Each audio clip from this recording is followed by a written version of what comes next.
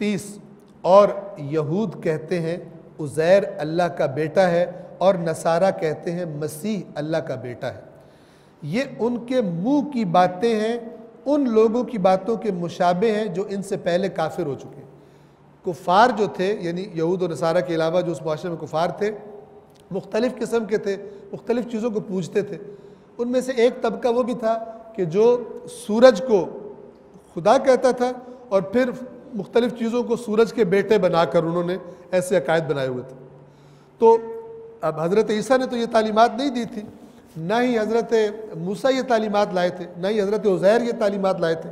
लेकिन चूँकि मुशरिकीन के साथ ये लोग रहते थे, उनकी देखा देखी, जैसे कल गुजरा था जब मूसा के साथ अलैहिस्सलाम के साथ जा रहे थे तो उन्होंने देखा कौम बुत पूज रही थी, उन्होंने कहा मूसा हमें भी बना दो।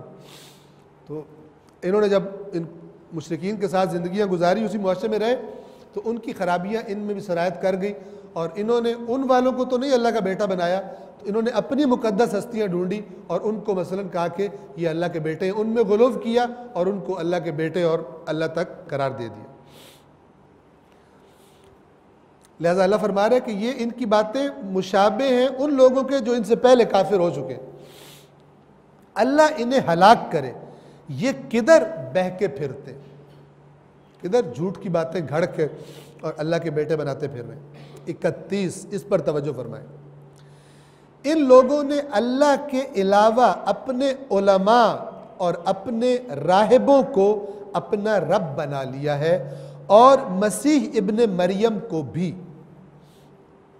अब मसीह इब्ने मरियम को रब कैसे बनाया था ये तो हमें पता चल गया, उनको अल्लाह का बेटा और अल्लाह कहा करते थे। लेकिन यहूदियों ने अपने उलमा को, जिन्हें कुरान ने अहबार कहा है, और मसीहियों ने अपने उलमा को, जिनको रुहबान कहा है कुरान में, इत्तखदू अहबारहुम व रुहबानहुम अरबाबम मिन दूनिल्लाह, अल्लाह के अलावा अपने यहूदियों और मसीहियों ने अपने उलमा को रब बना लिया। आयत देखें, पहले पूरी हम कर लें। हालांकि उन्हें यह हुक्म दिया गया था कि खुदाए वाहिद के सिवा किसी की बंदगी नहीं करनी। आया यहूदी और मसीही अपने उलमा की बंदगी करते थे, यानी इबादत करते थे? नहीं। तो था क्या? इमाम जाफर सादिक अलैहिस्सलातु वस्सलाम से इसी आयत के बारे में सवाल किया गया तो इमाम ने फरमाया कि वल्लाह उनके आगे इबादत नहीं करते थे, ना उनके लिए रोज़े रखते थे जैसे अल्लाह के लिए रखे जाते हैं, ऐसा नहीं करते थे, बल्कि उनके हलाल किए हुए को और उनके हराम किए हुए को आंखें बंद करके कबूल कर लेते थे। यानी वो मकाम दे दिया था जो अल्लाह के हुक्म का मकाम होता है, खुद सोचते ही नहीं थे। और यहां से ये बात पता चलती है कि वो चीज़ के जो इंसान को पता चल जाए, मसलन इंसान को इल्म हो जाए कि ये हक है, तो फिर वो ये नहीं कह सकता कि चूंकि बुजुर्गां उलमा ये कह रहे हैं लिहाजा हमने यही करना है, फिर ये नहीं कह सकता, वरना इस आयत की जद में आएगा। तवज्जो फरमा रहे। लिहाजा एक तो बिल्कुल वाज़े उसूल दीन में, जैसे कि बिल्कुल वाज़े बात है, बताई भी जाती है कि उसूल दीन अकायद के मामले में कोई तकलीद नहीं होती, न किसी को हक हासिल है कि तकलीद करवाए, क्योंकि मैं कह रहा हूँ ये अकीदा रख लिहाजा ये अकीदा। अगर कि आजकल मार्केट में यूँ ही बिकती हैं चीज़ें, लेकिन ये बातिल है, बगैर सोचे समझे अकीदा बना लें, चूँकि सबका अकीदा यही है। अंधा अकीदा, अंधी तकलीद इस मामले में, उसूल दीन के मामले में, फुरुआत में नहीं।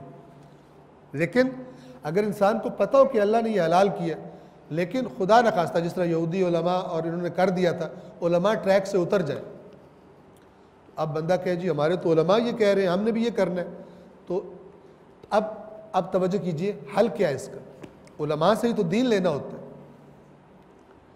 तो फिर अल्लाह ताला ने हल कोई बताया कि फिर जब उलमा से दीन लेना तो फिर हम कहाँ से पता करें उलमा सही कह रहे हैं गलत कह रहे हैं, ताकि हम यहूदियों की तरह ना हो जाए, अंधे होकर बिल्कुल पीछे चलने वाले।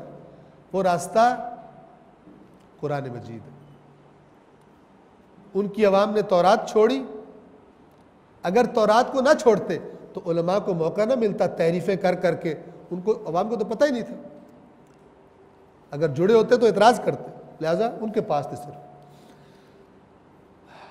मुस्लिम उम्मत भी कुरान से जुड़े, हर एक फर्द पे लाजिम है कि कुरान पढ़े, और फिर इसकी आयात की रोशनी में देखे, मसलन हमारे मसलक के उलमा क्या कह रहे हैं, तमाम लोग, इसमें कोई ख़ास एक मसलक मुराद नहीं है, तमाम लोग अल्लाह की आयत को गौर से, बताइए नहीं कि एक दफ़ा पढ़ के जल्दी जल्दी फैसले करना शुरू हो जाए, नहीं, अच्छी तरह सारे कुरान से मानूस हो, इस तरह पढ़ें कि एक मुद्दत के बाद पूरे अल्लाह की किताब से मानूस हो जाए और उसके बाद फिर तज्जिया करें कि जो मैंने सुना है, जो मैंने अकायद बना लिए वो कुरान से मिलते हैं या नहीं मिलते, जो मैंने अपने बुजुर्गान से सुना है वो कुरान से मिलता है या नहीं मिलता।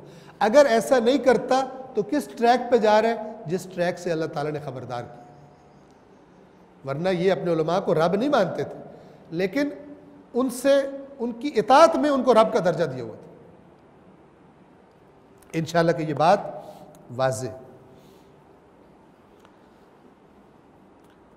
दोबारा इसका तर्जुमा हम पढ़ते हैं। उन्होंने अल्लाह के अलावा अपने उलमा और राहिबों को अपना रब बना लिया और मसीह इब्न मरियम को भी, हालांकि उन्हें यह हुक्म दिया गया था कि खुदाए वाहिद के सिवा किसी की बंदगी न करें, जिसके सिवा कोई माबूद नहीं, वो ज़ात इनके शिरक से पाक है। यानी अल्लाह इसको भी शिरक करार दे रहा है। अगर अंधे होके उलमा की बातें सुनना शुरू हो जाए, ये भी शिरक की एक किस्म।